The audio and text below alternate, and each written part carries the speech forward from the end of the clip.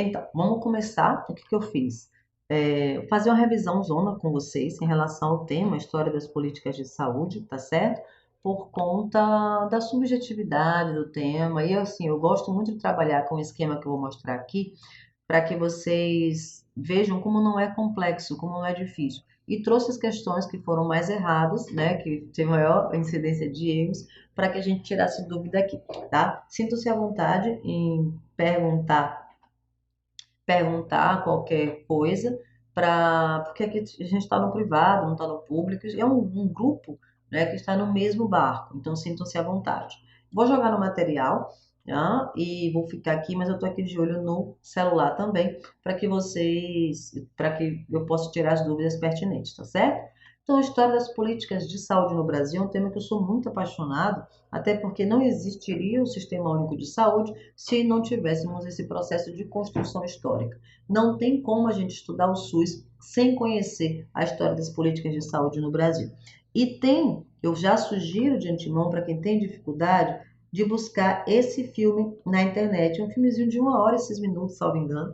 Ele é muito didático e ele passa datas específicas e essas datas são as mais cobradas em prova.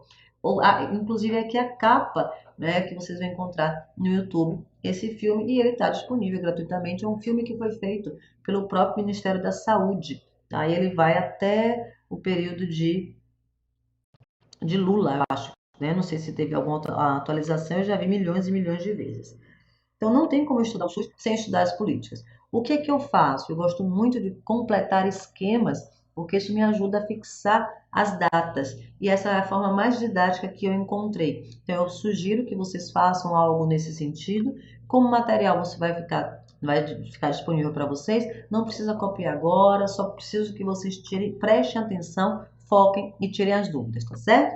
Então, o nosso marco, assim, para começar a falar de saúde, de políticas de saúde no Brasil, nós temos um marco que acontece em 23, né, por conta de duas grandes greves que aconteceram na região sudeste, que em 1917 e 1918, as duas grandes greves, e por conta disso, Eloy Chaves, ele publica, né, a lei que institui as caixas de aposentadorias e pensões. Nós podemos tranquilamente dizer que foi o marco da Previdência Social no Brasil e, por ofertar ações e serviços de saúde para uma população específica, mesmo não sendo para todo mundo, né? O Estado, ele publica a lei, então é a primeira intervenção estatal em relação à oferta de ações e serviços de saúde, mesmo de forma excludente, mesmo de forma direcionada a um público. E naquele momento, o público que tinha direito ao acesso às CAPs era o público de quem trabalhava nas grandes empresas. O financiamento era bipartite, tá? Mesmo o Estado tendo no papel a obrigação de fazer, né, de executar, de ser também financiador, ele não teve esse papel. As CAPs eram financiadas pelas grandes empresas e pelos empregados. E então, se cair na prova que foi o primeiro momento de intervenção estatal, do Estado, sim, mesmo o Estado não fazendo, não sendo financiador. E era constituído por grandes empresas, onde os trabalhadores dessas tinham acesso à assistência médica, pecúlio, afastamento por doença e seus familiares também.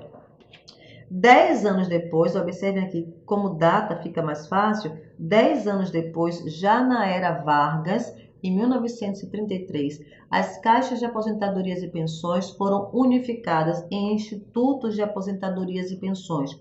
Aqui sim, o governo passa a ser o gestor financeiro dos institutos, certo?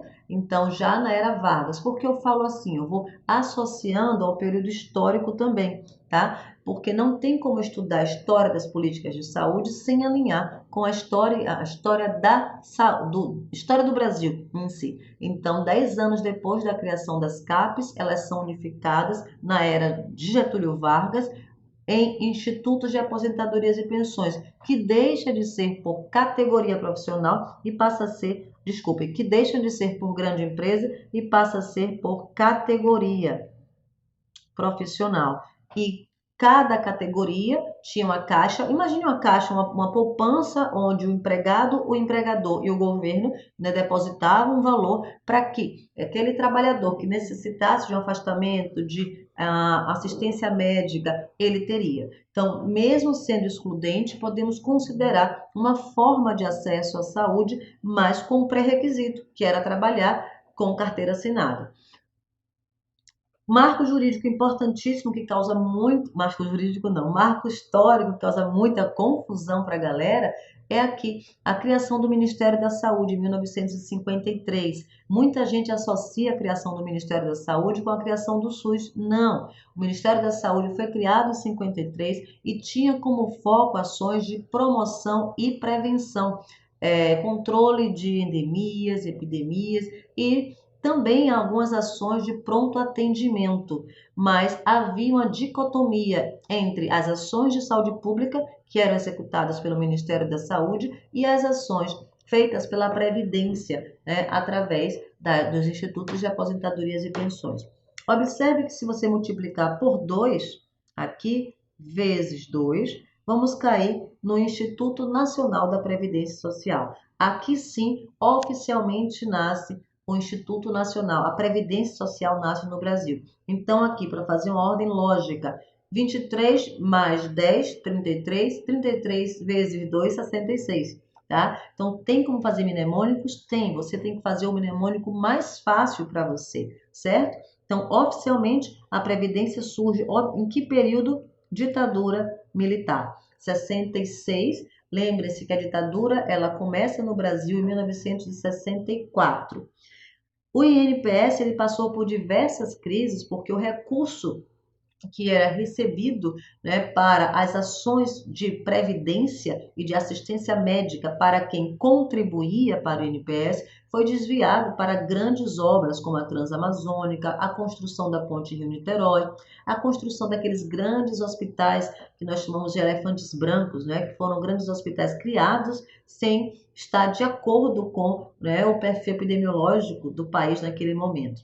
Então, com a crise, ele é extinto e surge em 77, ainda na ditadura militar, o Instituto Nacional de Assistência Médica da Previdência, o INAMPS. Então, ele vai de 77 a 1993. Observe que ele vai desde antes do SUS até o momento pós-SUS. O INAMPS, ele ofertava as ações de assistência médica para os previdenciários, para o contribuinte. Era um sistema excludente também, que tinha o pré-requisito de trabalhar formalmente. Depois, né, com o passar do tempo, foi agregado os trabalhadores rurais e as empregadas domésticas, mas mesmo assim, tudo relacionado ao labor, ao trabalho. E a população que não tinha que não trabalhava, ficava à mercê de quê? À mercê da filantropia, à mercê da CESP, que estava sucateada naquele momento. Um marco internacional muito cobrado em prova, que tem um impacto muito grande no Brasil, é a primeira Conferência Internacional de Cuidados Primários em Saúde, que aconteceu no Cazaquistão, na antiga União Soviética, que é conhecida como Conferência de Alma-Ata. É a primeira conferência de cuidados primários em saúde. Ela traz uma ideia da importância da atenção primária, ela traz a ideia de que precisamos de cuidados primários para conseguir alcançar uma qualidade de assistência. E o brasileiro estava lá na conferência e não tinha nada a apresentar, porque nossa organização era hospitalocêntrica. O modelo voltado naquela época, principalmente na ditadura militar, era voltado, né, ao modelo biomédico, certo? E o Brasil sai de lá cheio de ideias, né? Mas aqui no Brasil nada foi instituído logo depois, ok? Entre 81 e 82 surge o Plano CONASP. O Plano CONASP ele veio para tentar tirar do buraco o INAMPS, a Previdência no Brasil naquele momento. E dentre as ações do Plano CONASP, por incrível que pareça, surgiu uma ação muito importante no Brasil, que são as ações integradas em saúde. Essas ações integradas em saúde podem ser consideradas um marco da atenção primária no Brasil, porque tinha como proposta a descentralização, a interiorização das ações e serviços de saúde e são consideradas o marco de atenção primária. Por que PRO 83 e 84? Porque ela tem como marco de início 83, mas a sua implementação se dá com força em 84. E aqui vem, gente, o patamar de onde vocês precisam sair para responder toda e qualquer questão de prova. A nossa 8ª Conferência Nacional de Saúde. As primeiras conferências, a primeira conferência data de 1943, mas não havia a participação da comunidade. A 8ª foi o resultado do movimento sanitário, da reforma sanitária, que começa na década de 60, ganha um corpo na década de 70 e ganha solidez na década de 80, já no final da ditadura militar.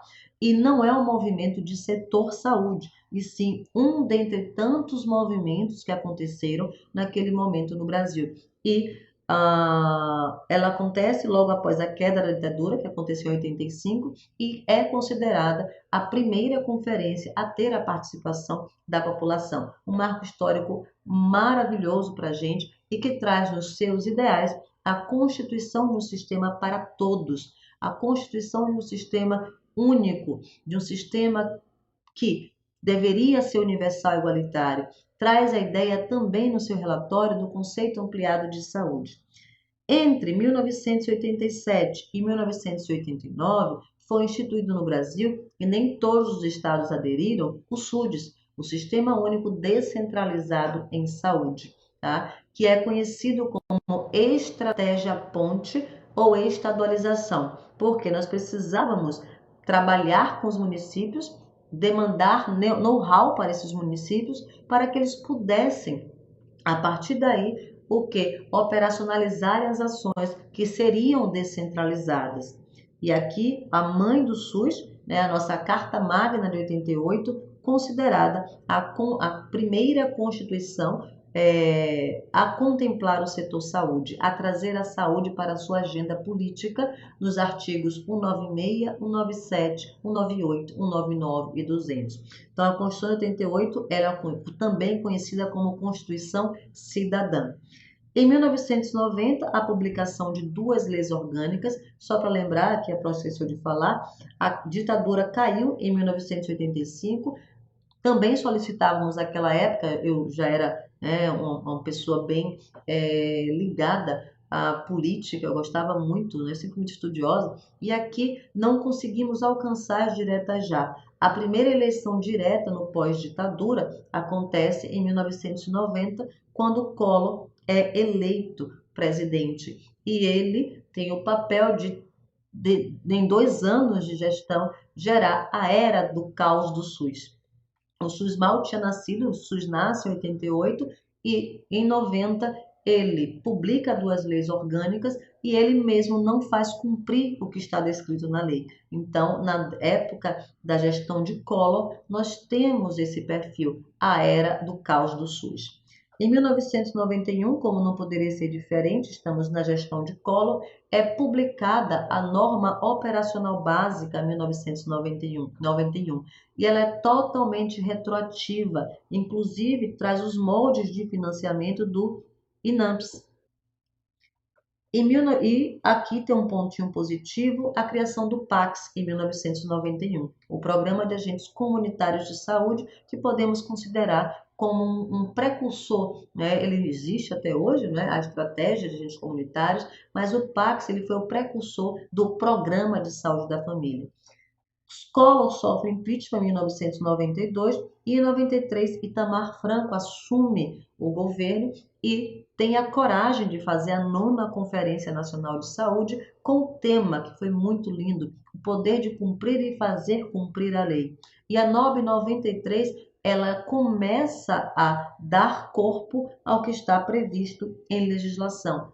Então, o financiamento ele passa a ser o recebimento de recursos ele passa a ser fundo a fundo para uma das categorias de município que tinha a habilitação semiplena. Então, em 93, na NOB 93, nós tínhamos 3 tipos de municípios: incipientes, parciais e semiplenos. Aqueles municípios semiplenos já faziam jus ao que estava previsto em lei orgânica, na Lei 8.142, que era o recebimento de recurso fundo a fundo. Os outros tipos de habilitação de municípios, incipientes e parciais, eles deveriam, né, alcançar alguns quesitos para que pudessem receber o recurso fundo a fundo, certo?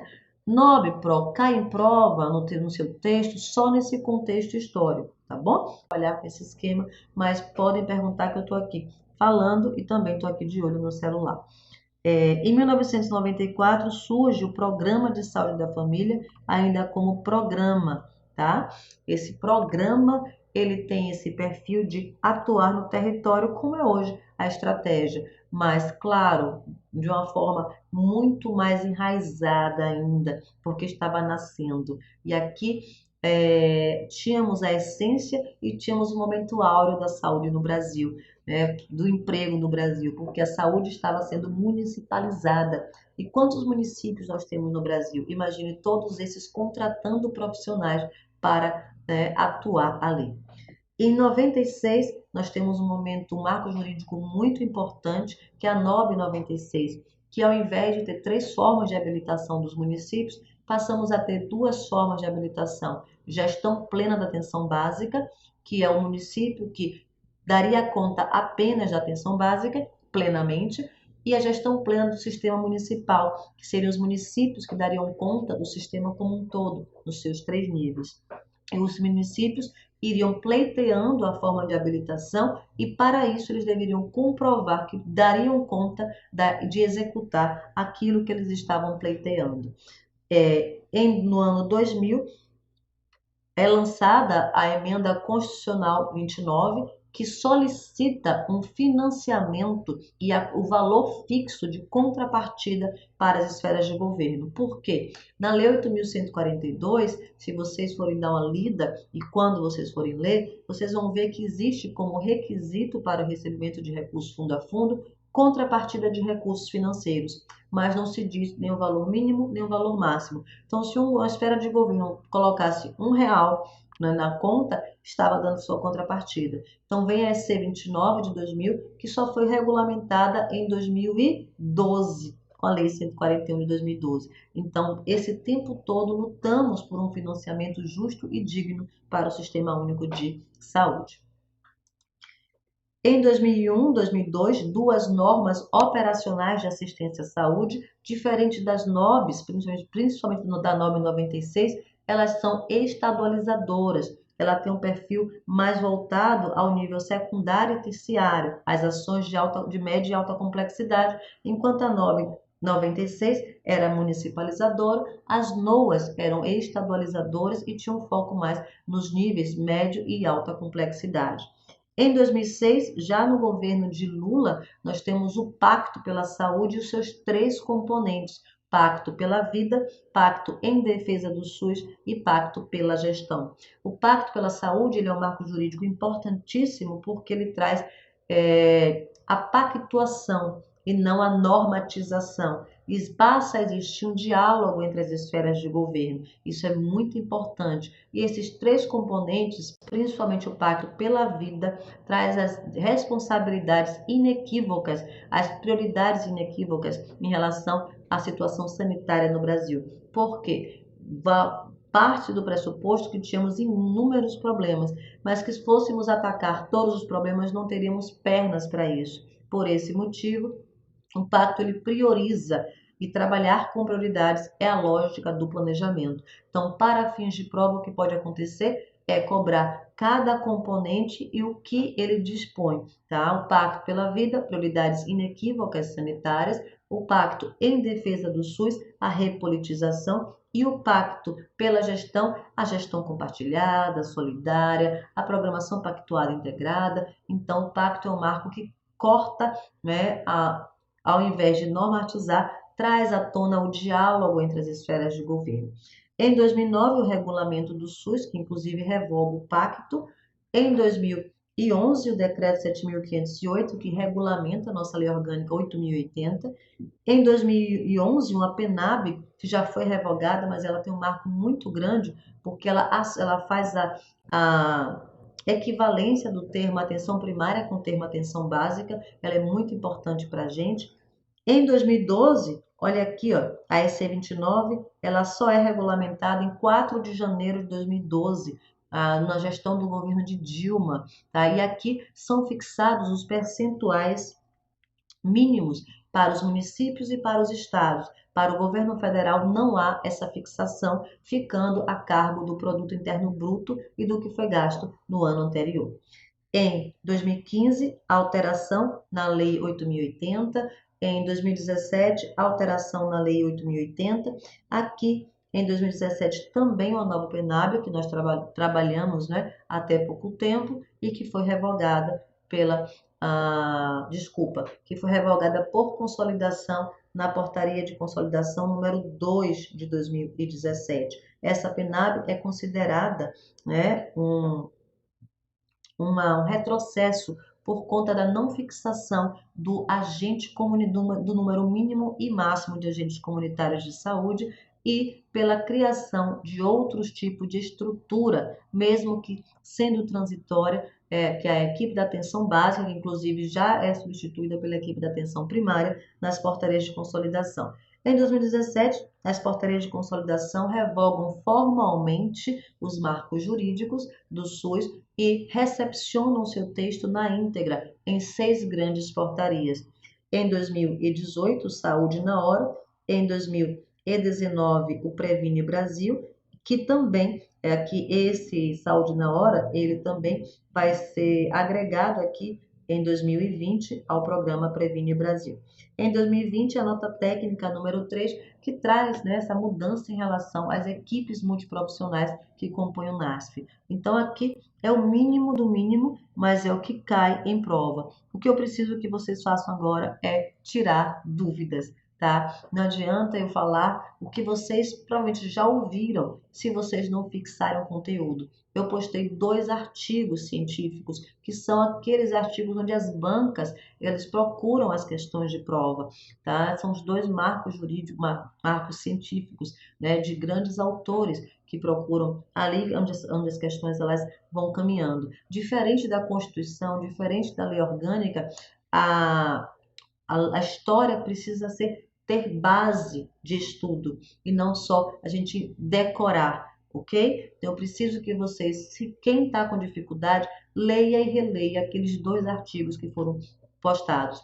Por que a Constituição, lei orgânica, a gente não posta artigo? Porque não se faz necessário. As bancas, elas cobram o que está no texto da lei, de forma mais elaborada, Ctrl+C, Ctrl+V, mas traz o texto da lei, mas a história não, é algo subjetivo. Eu vou deixar como dever de casa e vou pedir a Carlos, ele está aí no fórum né, que está no chat, que ele coloque o link. Eu não sei se está disponível ainda na internet, tá? Posso ainda ter me enganado.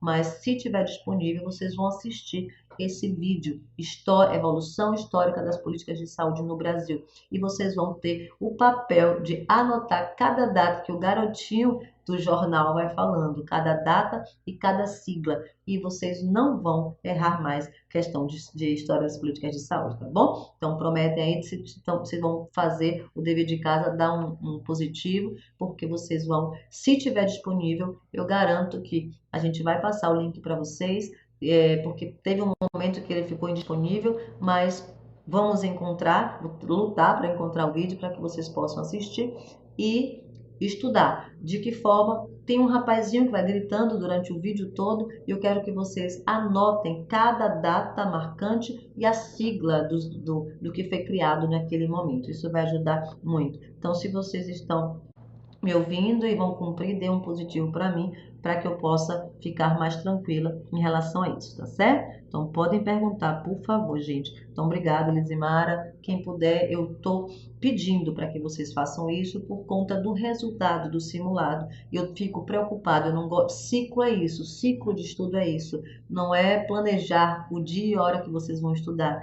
É não passar para um outro tema sem esgotar tudo que a gente pode esgotar. Planejar o estudo, cada um planeja o seu tempo, tá? Eu não posso planejar o tempo de alguém que eu nem sei como funciona a vida, a rotina, mas eu posso planejar o estudo de vocês encerrando e orientando onde as bancas tiram o que vai ser cobrado em prova. Então fica aí a dica. Planejamento é isso, é a gente ajudar dando condições de conteúdo, dando orientações de como se deve estudar cada tema. Então, vocês podem conhecer vários nomes mentoria, mas ciclo só se encerra depois que eu conheço o conteúdo todo. Isso é fato. Você pode planejar meu tempo? Não. Eu estou sentada desde 8 horas da manhã, acordada desde as 5. Tá? Então, se eu tiver, eu não posso contratar ninguém para planejar meu tempo. Eu posso contratar pessoas para ajudar, né, nesse caminho, essa trilha em relação ao como usar meu tempo, né, me ajudando e operacionalizando. Mas eu não posso fazer com que ninguém faça o meu planejamento de estudo, porque só quem sabe da minha vida sou eu. Mas eu posso, como pessoa que mentora, o mentor é isso, alguém que tem um pouco mais de conhecimento acerca de um assunto que vai ajudar vocês em relação a esse conteúdo. E nesse momento o que eu estou pedindo é que vocês estudem através dos artigos que eu postei e do vídeo que, se tiver disponível ainda no YouTube, por questões políticas, ele pode ter sido tirado, né, do YouTube, mas deve ter, né, link disponível, vocês vão assistir esse vídeo, tá certo? Vamos passar aqui um pouquinho para frente. Encontrei o vídeo assim que finalizar. Então, o Carlos já colocou aí que vai, assim que finalizar, ele coloca. Eu não consegui ver a pontuação do simulado hoje. Então, Lizimara, depois você falar isso com o Carlos, tá? Para a gente não perder o foco aqui em relação à aula. Vamos em frente, que atrás vem muita gente. Para fixar os fatos mais marcantes. Não fique triste não, Lízia, só para a gente não passar para problema, encontrar solução. Então, aqui, ó, os fatos que mais caem em prova são esses aqui. As caixas de aposentadorias e pensões e a sua unificação em institutos de aposentadorias e pensões, a criação do INPS, né, que é extinto e surge o INAMPS, que dura até pós-SUS. Isso aqui é pegadinha de prova. E 88 do SUS para frente, que foi esse esquema que a prova trouxe para vocês, tá certo? Então, por favor, não entendam como, vamos dizer assim, retaliação, mas eu preciso que a gente foque. Foco é isso. Eu estar fazendo uma coisa e ficar concentrada naquilo que a gente está fazendo. Eu sou uma pessoa muito, muito focada, muito, extremamente. Pode estar o mundo caindo. Se eu estou querendo fazer uma coisa, eu vou fazer aquela coisa. Porque isso é foco, é concentração, é habilidade. Eu até postei no meu feed essa semana uma pessoa estudando e uma borboleta passando. Então, aqui, só para mim, o que está importando é olhar o celular e falar aqui o necessário para vocês. Não vou falar o que não cai, vou falar o necessário. Vamos continuar, que eu trouxe as questões, né, que tiveram maior incidência de erros. Então, sobre a reforma sanitária, lembrar que foi uma reforma do setor saúde de forma simultânea ao processo de redemocratização do Brasil, porque ela também, junto com as outras reformas de outros espaços, solicitou a queda da ditadura militar. E lembre-se, ela não partiu da população, ela não partiu do povo, ela partiu dos estudantes, dos professores, tá? E esses estudantes e professores universitários, eles convocaram a população para, né, a reforma sanitária. Então, tendo sido liderado, isso aqui é questão de prova constante, por profissionais de saúde e pessoas de movimentos e organizações da sociedade civil. Duas grandes instituições tiveram presença marcante na reforma sanitária, que foi a SEBS e a Abraço, tá? A concepção política e ideológica do movimento da reforma sanitária brasileira defendia a saúde não como uma questão exclusivamente biológica, ou seja, não como ausência ou presença de doença, a ser resolvida por serviços médicos, ou seja, o modelo biomédico, mas sim como uma questão social. Olha o conceito ampliado de saúde, que deveria ser abordada no espaço público, através de políticas sociais e econômicas, como consta na própria Constituição Federal. Professores de saúde pública, pesquisadores da Sociedade Brasileira para o Progresso da Ciência, os profissionais de saúde de orientação progressista se engajaram nas lutas dos movimentos de base e dos sindicatos. Não só a luta do setor, a reforma não foi uma luta setorial, e sim, né, um movimento dentre tantos outros movimentos que causaram um grande impacto naquele momento histórico que o Brasil estava passando. A SEBS, que é o Centro Brasileiro de Estudos, foi fundado em 76, pode associar aí ao ano do nascimento da PRO, organizando o movimento da reforma sanitária. Em 79, formou-se a Associação Brasileira de Pós-Graduação em Saúde Coletiva, Abrasco. Inclusive, grandes textos são oriundos da Abrasco, tá? Tanto a SEBS quanto a Abrasco têm grandes publicam muita coisa, então vocês podem buscar também. Eu preciso que vocês tenham interesse sobre o tema, despertar um pouco de tesão sobre o tema para poder estudar, porque sem tesão, não falando de tesão de libido, é necessária para toda e qualquer circunstância da vida. A libido não está associada apenas à questão sexual, e sim ao que nos motiva, tá certo? Ambas propiciaram base institucional, né, para alavancar as reformas. Deixa eu ver aqui vocês. Os partidos políticos tiveram alguma contribuição nesse movimento? Claro que sim, Ralph.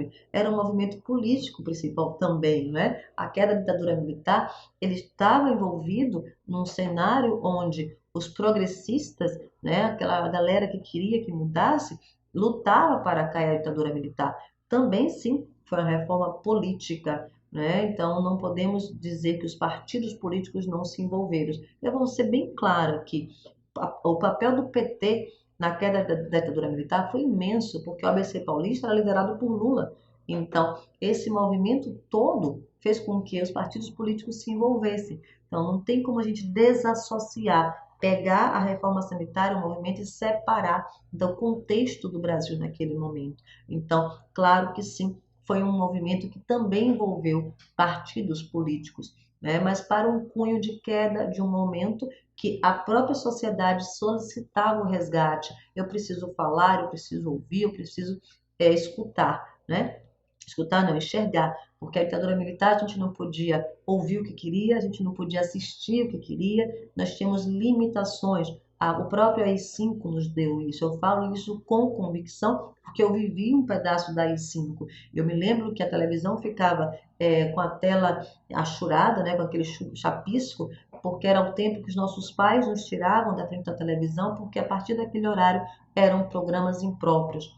Meus pais, eu sempre fui criada na base da boa música popular brasileira, e muitos LPs vinham lá com o texto da música e vinham censurada. Quando a gente colocava o LP na radiola, na vitrola, aquela música pulava, ela estava em branco, porque ela foi censurada pelo ato institucional número 5. Então, por isso também foi um movimento político, ok?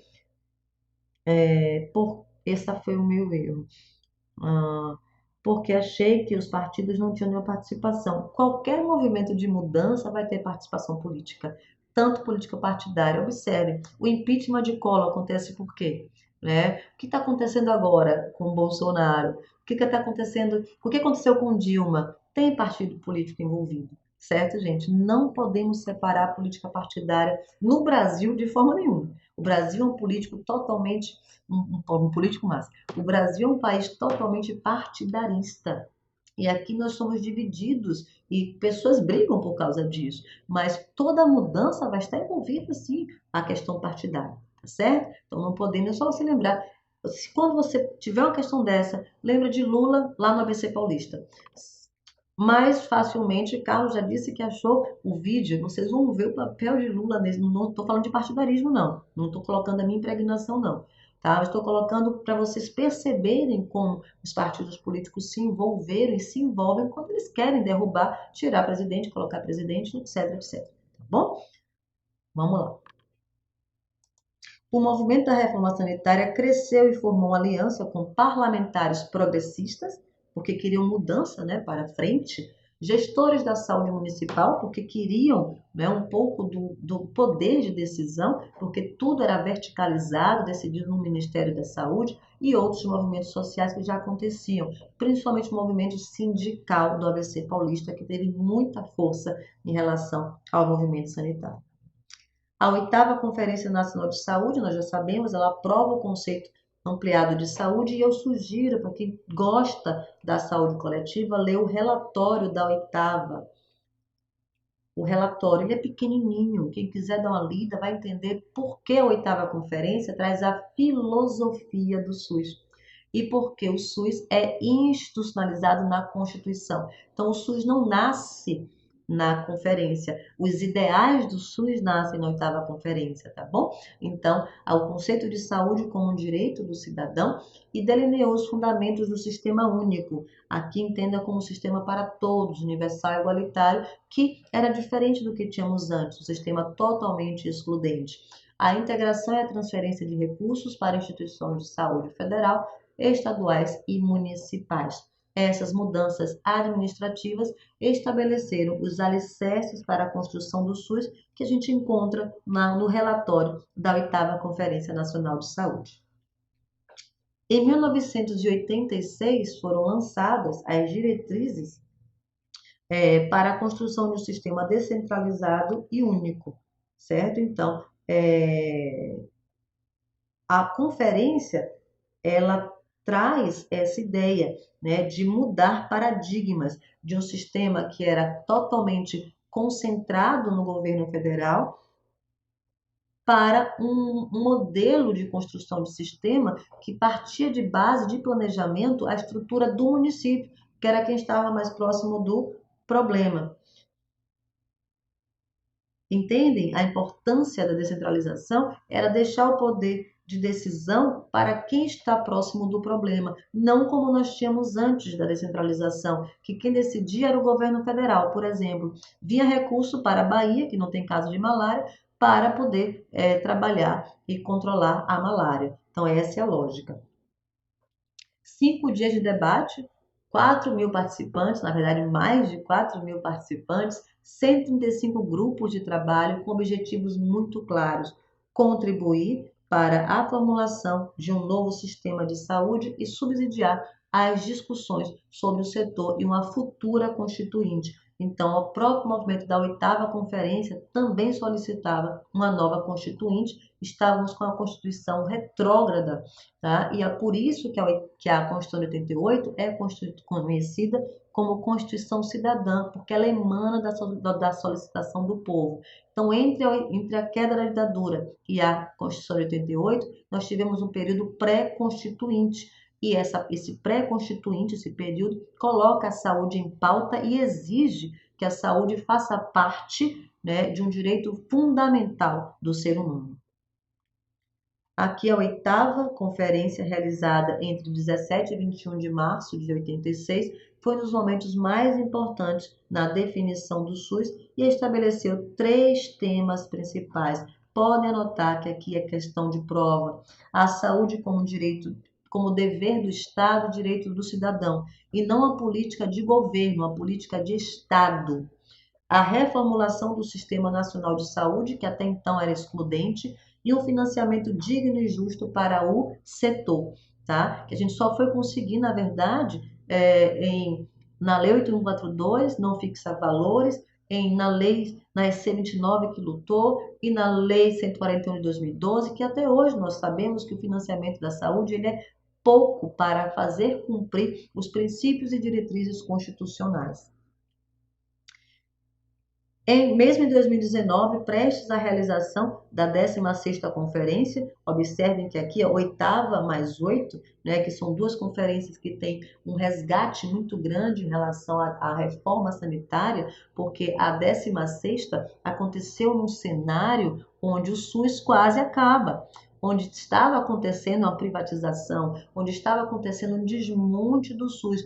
Por isso que podemos alinhar a 8ª à 16ª em relação ao resgate da reforma sanitária. Vamos trazer o nosso SUS de volta, vamos conversar e falar sobre ele em uma conferência. Então é possível encontrar semelhanças absurdas entre as 2 conferências. É só fazer um mnemônico aqui, 8ª mais 8, então a 16ª conferência. Porque é possível encontrar nessa luta de defesa do SUS. Vamos precisar resgatar o SUS para que ele não seja desmontado. Em 2019, muda o financiamento da saúde. Em 2019, a atenção primária muda o seu financiamento. É extinto o PAB fixo, o PAB variável. Então, muitas coisas acontecem em 2019 que a gente não esperava. Se 2020 não tivesse acontecido a pandemia, estaríamos em um cenário muito pior em relação ao SUS. era preciso que se aplicasse o conceito de saúde e se fizesse uma revisão da legislação, justamente para que a gente não perdesse o que a gente tanto lutou para conseguir, um sistema para todos.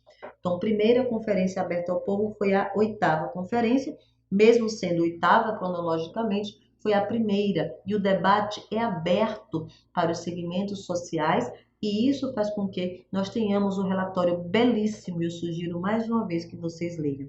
Vocês têm alguma dúvida?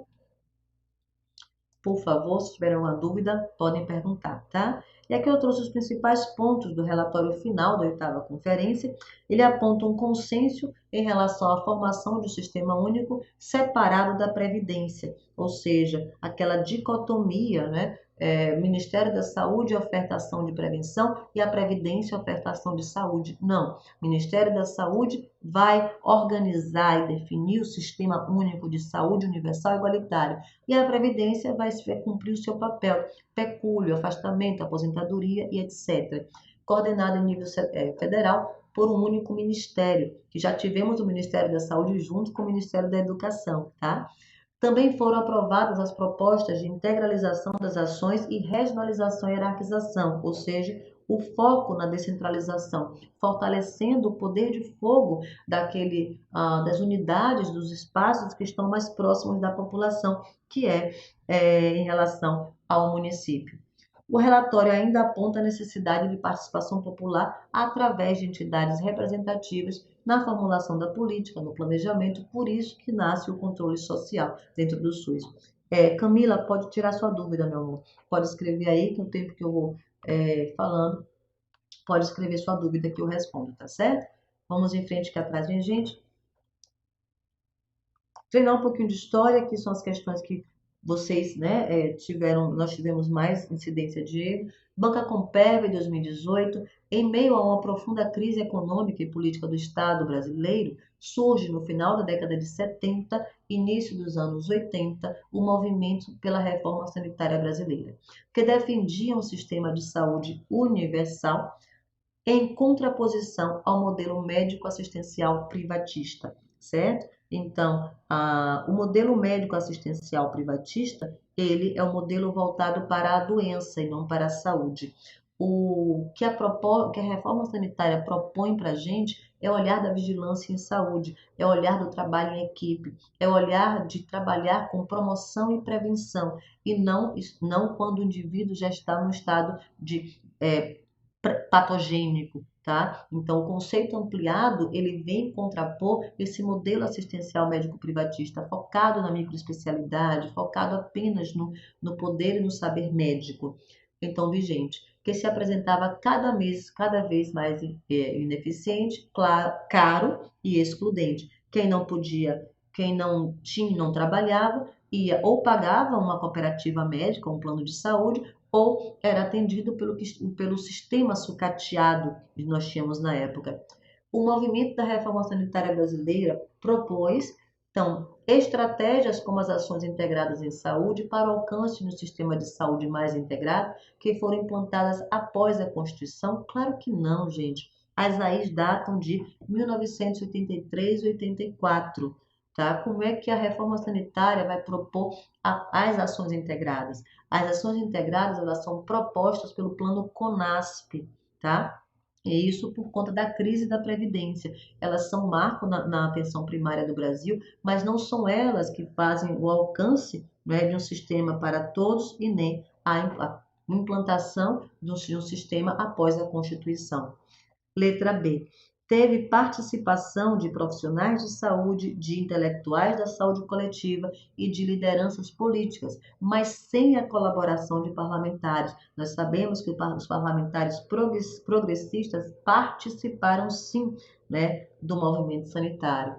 Teve seu ponto alto na 8ª Conferência Nacional de Saúde, realizada em 86, a qual produziu um relatório que pouco influenciou no SUS para tudo, estava até bonitinho, que muito influenciou no SUS. E letra D, gerou mudanças no sistema de saúde, alcançando mudanças institucionais importantes e apontando alternativas centradas na atenção primária, como forma de mudar a lógica de atenção, né? Que lógica, obviamente, né? A Constituição de 88 e o PAC surge em 1991, que é uma ação dentro da atenção primária em saúde. Então, a forma de estar perto da comunidade, a forma de um município fazer a gestão da saúde através de ações e serviços dentro do primeiro nível de assistência, porque é aqui, né, que nós temos os maiores problemas de saúde da população. É comprovado que a atenção primária consegue resolver mais de 80% dos problemas mais comuns da comunidade.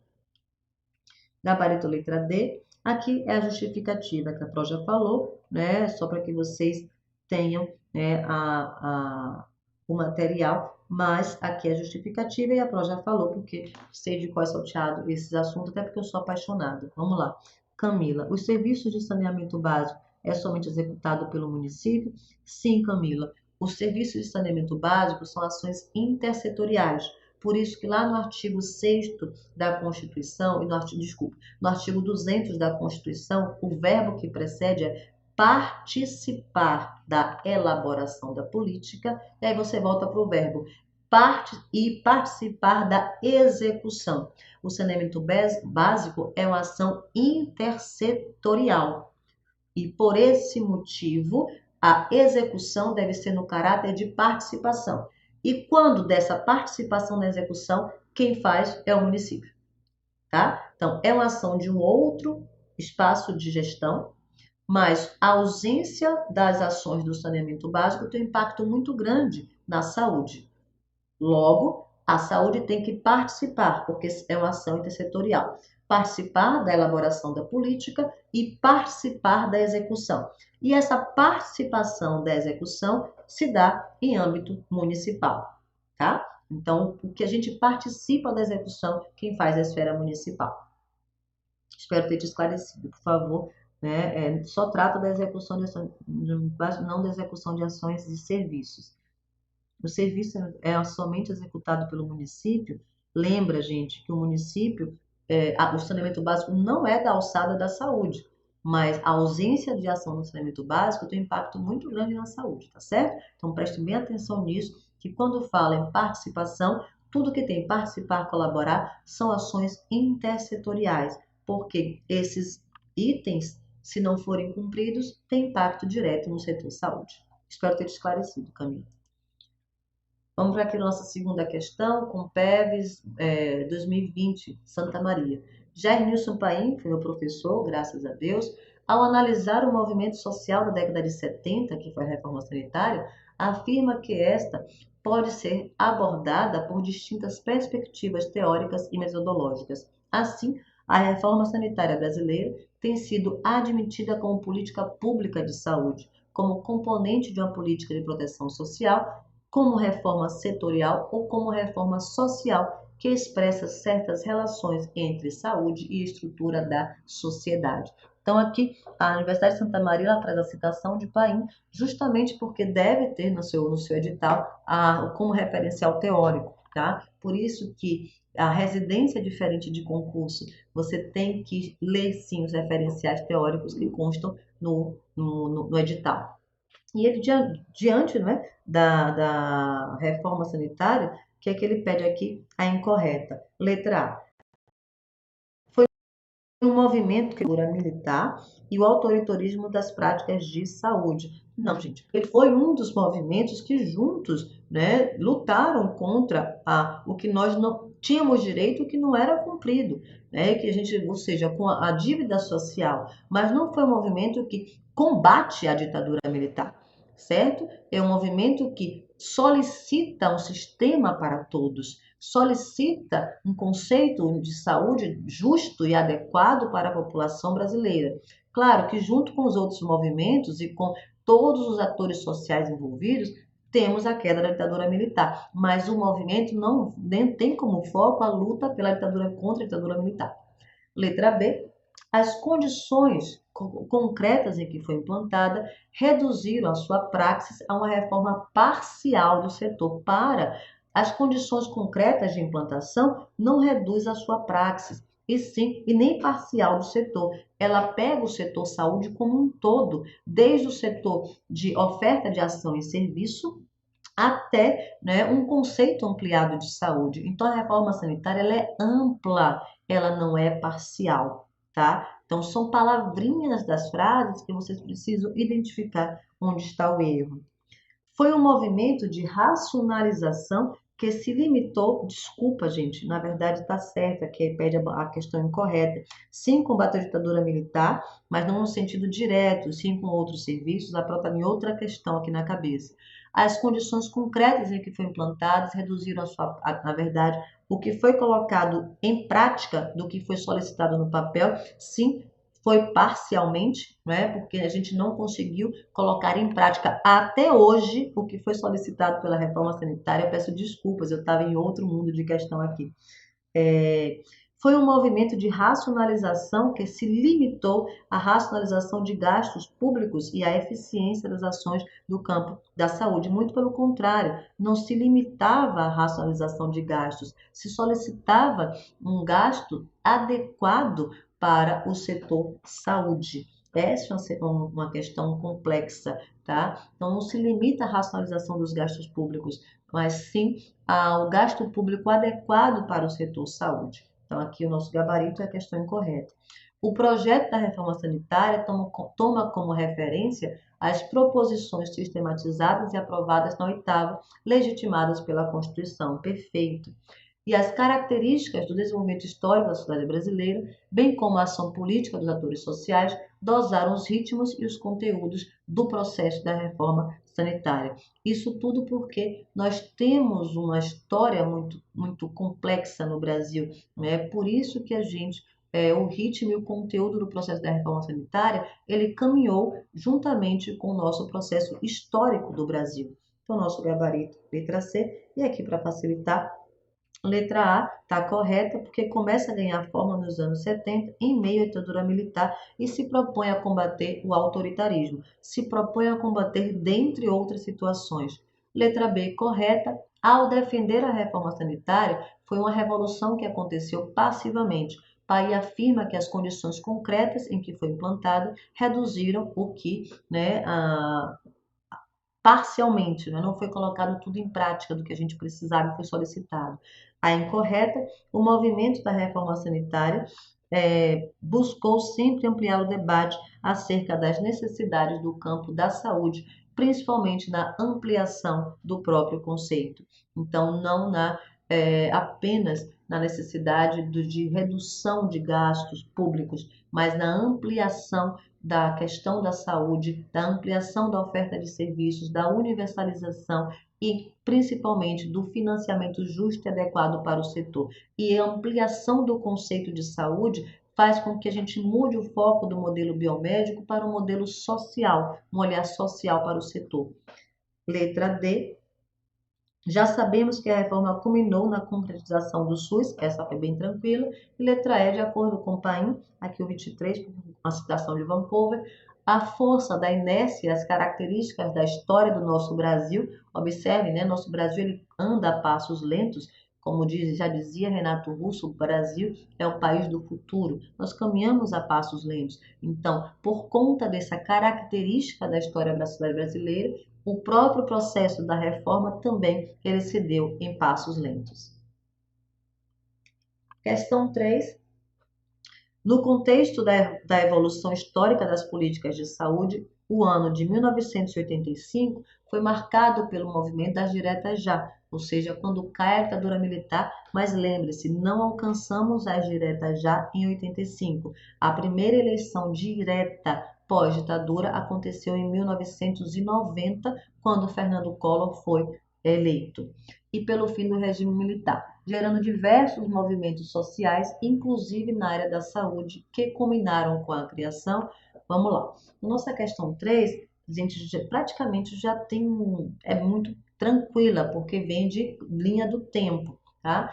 Culminaram com a criação do CONAS e do CONASEMES e com a mobilização nacional durante a realização da oitava conferência, que lançou as bases da reforma sanitária e do Sistema Único Descentralizado em Saúde, que foi o SUDES, que aconteceu no Brasil entre 1987 e 1989, também conhecido como Estratégia Ponte ou Estadualização da Saúde. Foi a forma de preparar a população, desculpem, preparar os municípios para receber, né, a capacidade de fazer a gestão das ações e serviços de saúde.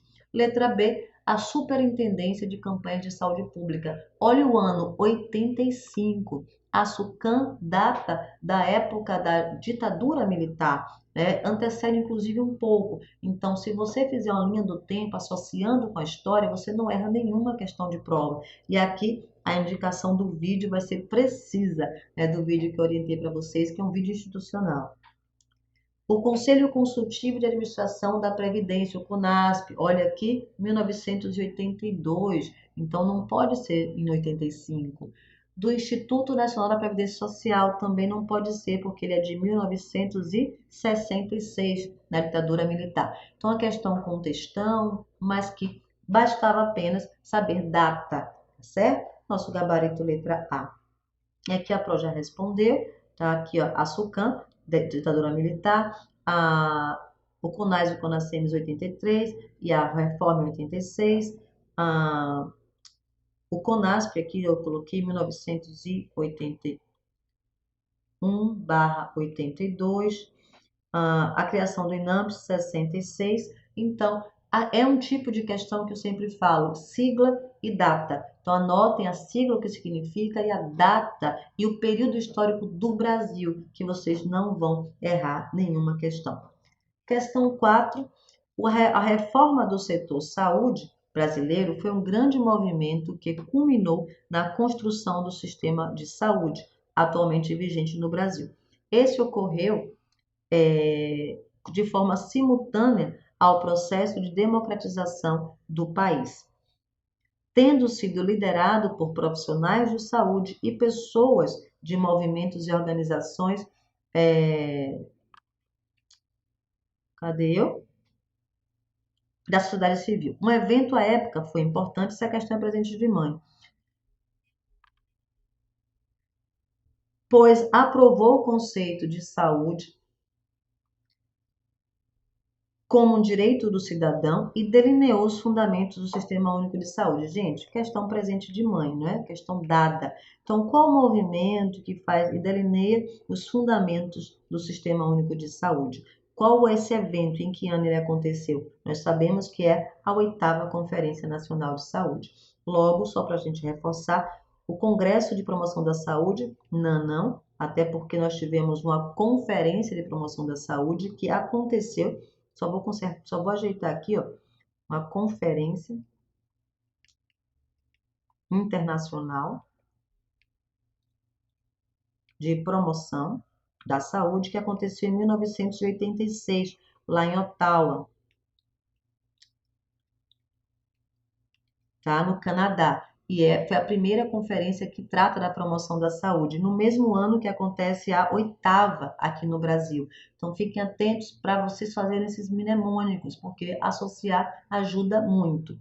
A Assembleia Constituinte Nacional de 88, não. A Assembleia Constituinte acontece antes de 88, porque em 88 nós temos a promulgação da Constituição e a promulgação das leis orgânicas em 90, que não é o contexto do que a banca pede para a gente. O nosso gabarito, letra B de bola, é uma questão fácil, tá? Então, Carlos vai passar essas questões comentadas. É só para lembrar que a reforma sanitária sempre esteve alinhada ao movimento da democracia.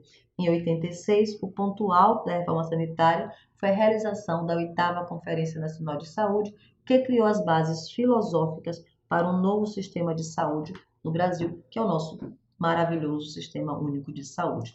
Então, gente, essa é o mini feedback, a mini aula para vocês em relação aos pontos que eu vi, né, que ficou pendente em relação à aula. Eu acredito que se vocês assistirem um vídeo que vai ser posto no grupo, se vocês lerem com maior atenção, cuidado, grifarem, fizerem uma lista de siglas e do significado delas e colocar na tabela, vou jogar aqui na tela só para criar um slide, para ficar...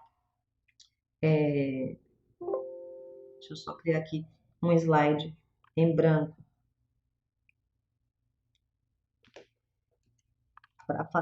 ajudar vocês aqui como vocês podem fazer, né, uma tabela em relação à história. O que é que vocês podem fazer? Vou colocar aqui, tá? O que você pode colocar? Ih, a tinta ficou preta.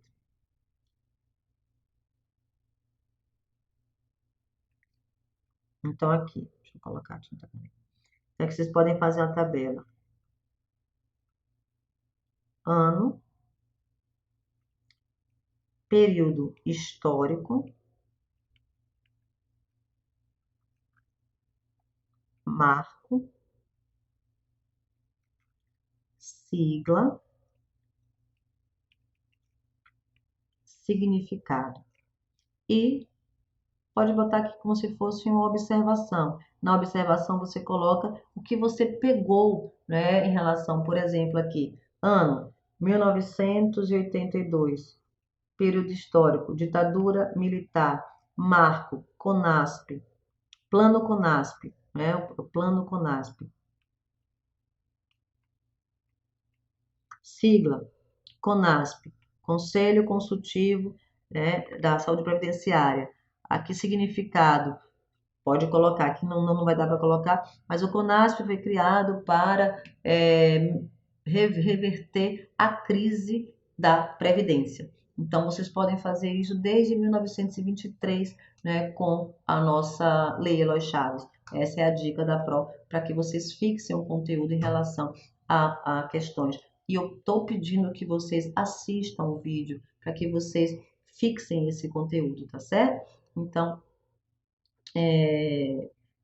não não fiquem preocupados em. Deixa eu só ver aqui uma coisinha aqui, gente. Não fiquem preocupados, porque, sem sombra de dúvidas, a, a parte mais difícil do SUS é a história, porque é subjetiva e vocês não viveram. A maioria de vocês tem idade, vocês são jovens, vocês não viveram essa história. Então, não são só vocês que têm, né, que tem a dificuldade em relação à história, tá certo? Para que vocês não se sintam diferentes. Mas eu peço que não passem para um outro ciclo. Por exemplo, a Constituição em relação à história é café com leite. A história é a parte mais difícil porque traz coisas que vocês não conhecem, traz momentos que vocês já estudaram na escola, mas não com a profundidade de associar com o setor saúde, tá certo? Vocês têm alguma dúvida, por favor, gostaram dessa forma da gente lidar? Aqui a gente está fazendo um processo de construção e eu preciso que vocês me passem um feedback para que a gente possa tá, peço que vocês, se tiverem dúvidas teóricas, vão para o meu privado lá no Telegram. Eu tenho respondido, eu tenho feito o possível para ajudar vocês nas suas particularidades, tá? Mas eu preciso que vocês entendam que não posso passar para um outro conteúdo sem encerrar ciclo. Então, minha dica é releiam os artigos, assistam o vídeo. Quem já está um pouco mais avançado, responda mais e mais questões. Podem responder questões de concurso também, porque vai ajudar na fixação de datas. E quando aparecer uma data nova, um marco novo, vocês fazem o quê? Anota. E ali você já estuda a importância daquele marco. Então, o que é que vocês acharam? Só preciso de um feedback de vocês para a gente poder aqui encerrar a nossa transmissão. Ninguém fala nada?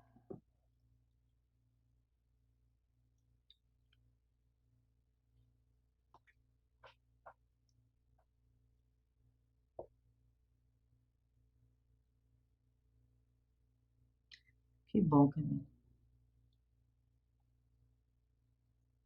Então, eu depois, Carlos acho que vai passar, né? Que bom, que bom. Carlos acho que vai passar para vocês os slides, acho não, que eu já li aqui que ele vai passar os slides. O vídeo fica salvo e privado, tá? Nenhuma outra pessoa tem acesso ao vídeo, porque é de vocês, é para vocês. Essa mini aula foi preparada para as dificuldades identificadas em relação a vocês. Eu vou acertar com o Carlos a próxima data do nosso encontro e a gente vê qual vai ser a metodologia, porque a metodologia também vai depender do desenrolar de vocês. tá? Treine nos simulados, na hora que errar a questão, tira logo a dúvida, pergunta, podem me perguntar sim no meu privado. Eu geralmente respondo as perguntas de manhã cedinho, porque é a hora que eu acordo é que eu vou responder as minhas demandas e eu tô com a cabeça afiada para fazer as coisas, tá certo? Então fiquem com Deus e muita paz para todos vocês. Bom resto de final de semana. Meu final de semana começa agora. Eu estou no pique da Globo, então o meu final de semana começa agora, que é continuar preparando coisas para poder, onde podemos ver mais questões. Lisivara, você pode acessar plataformas de questões, você pode baixar as provas, só colocar a prova universidade, residência, tal ano. Bota no Google que você vai achar a prova na íntegra e o gabarito, tá? Algumas bancas não disponibilizam, não, mas a maioria disponibiliza, né? Acompanhe os eventos que eu faço gratuitamente em outras plataformas, porque eu divulgo para vocês, não porque nem tem nenhuma vinculação, mas porque eu vou fazer batidão de questões. Essa semana eu vou discutir questões da UFAL. Ah, mas eu não vou fazer UFAL, mas assista, porque eu faço as questões que foram cobradas, e ali vão ter todos os conteúdos. Então, à medida que vai saindo edital, eu vou fazendo batidão de questões. Na quinta, eu faço outro batidão de questões, e assim que a gente vai fazendo, né? E eu vou divulgando para vocês, justamente para que vocês não percam. Resolução de questões é o melhor caminho, né, para que vocês possam, né, fixar conteúdo. Principalmente porque eu sei que vocês já têm o conteúdo, eu confio em vocês. E eu sei que vocês já sabem. E eu estou dizendo, sem dúvidas, é a parte mais difícil de estudar, é a parte de história. Eu tenho um encantamento. Eu tenho um livro muito bom, eu deixei em casa, que chama a História da Reforma Sanitária Brasileira, mas isso seria um surto meu indicar para vocês lerem. É de tanto gostar de história, até o livros específicos de história das políticas de saúde eu tenho, mas aqueles dois artigos são os mais indicados e mais didáticos. Quem tiver acesso ao livro de Maria Zélia Rupairol, a um desses dois aqui, ó, que são edições diferentes, também tem um capítulo muito bom sobre história das políticas de saúde, tá? Então, além do livro de Rupairol, tá, tem disponível na internet, vocês podem encontrar. Esses dois têm um capítulo desses livros sobre história. Vocês também têm os dois artigos de Polignano e de, já esqueci o nome do cara, Roncalli, certo? O cansaço me mata. Tem sites de estudo grátis. Então, sou péssima com datas, estou aprendendo a memorizar. Então, Irene, por favor, tira a palavra péssima primeiro, para não trazer essa energia do que eu sou péssima. Diga assim, eu vou melhorar a fixação com as datas. Associe com aniversário, com alguém que você conhece, com placa de carro. Eu tenho facilidade com data, porque eu associo sempre com alguém, né? Eu me lembro quando foi publicada uma portaria que eu ri tanto quando publicou, porque ela trazia o número da casa do meu primeiro namorado e a idade com que eu, né, namorei com ele. Então ficou tão fácil de chegar a rir, porque eu sempre fiz associações. Eu posso fazer associações com fruta, com nome de rua, com. Então, associe com qualquer coisa que você tenha interesse. E quando você tem interesse, aí você, por associação, fica bem mais fácil. Você não tem noção quando você faz esse tipo de ida e vinda na sua vida, tá certo? Então, beijos e queijos. Posso fazer uma pergunta, Larico? Claro, Isabelle, aquele espaço é para isso. Sinta-se à vontade, pode fazer. Antes que eu termine aqui, já ia encerrar a transmissão. Pode fazer, Isabelle.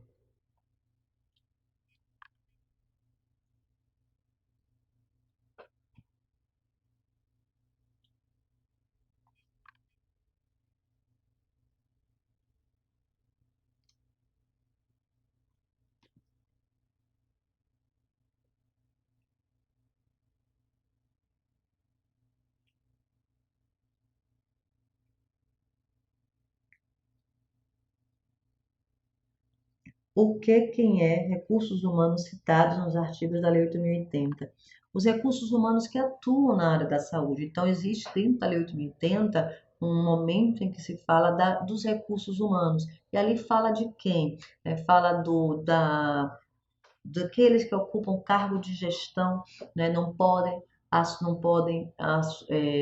devem ter, né, o seu trabalho, você vai saber como eu não decoro, né? Eu associo em tempo integral. Aquelas pessoas que são trabalhadores, né, que são os servidores, podem acumular dos cargos, ou seja, uma política de recursos humanos, ou seja, a política de quem atua no sistema de saúde. tá? Então, se eu sou dirigente de uma clínica privada, se eu sou dono de uma clínica privada, eu não posso exercer cargo nenhum de chefia ou função de confiança dentro do SUS. Então, ali é a base da política de recursos humanos dentro do SUS, tá certo? Não sei se eu esclareci. Exemplo, a ordenação da formação de recursos humanos. Ah, tá. Aqui da área da saúde. Se eu sou o Sistema Único de Saúde, eu preciso dizer que, junto com o Ministério da Educação, que as pessoas e a grade curricular deve ser alinhada com o Sistema Único de Saúde. Então, ordenar a formação de recursos humanos na área da saúde é dizer qual o perfil da política de saúde, qual o perfil do Sistema Único de Saúde, do sistema de saúde, para que sejam formadas, qualificadas, lapidadas pessoas que sejam para atuar no sistema. Eu vou dar um exemplo da vida. Quando eu estava lá na graduação em 1900 e bolinha, a grade curricular mudou. Então, eu peguei a última grade curricular da enfermagem, sou enfermeira, né? Da enfermagem, com o molde antigo, o molde antigo. Por esse motivo, nós tivemos que várias disciplinas optativas e a louca da saúde coletiva aqui assumiu todas para si, porque naquele momento de transição a gente precisava entender mais de saúde coletiva, a gente precisava entender mais desse processo de reforma sanitária. Então, talvez isso tenha me despertado. Então, eu não posso formar pessoas na graduação, em cursos técnicos, em pós-graduação, com um perfil que destoe totalmente da política de recursos humanos, da proposta do Sistema Único de Saúde, tá certo?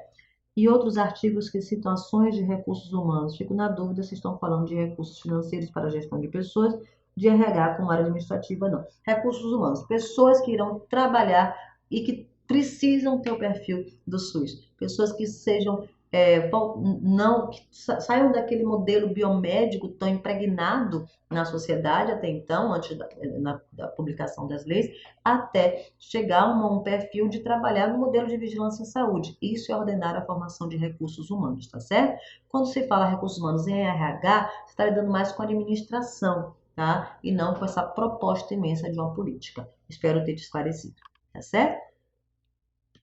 Posso encerrar a transmissão? Vocês que me dizem. Muita boa noite para vocês, tá? Fiquem com Deus e muita paz. Deixa eu saber com Carlos se eu posso encerrar a transmissão.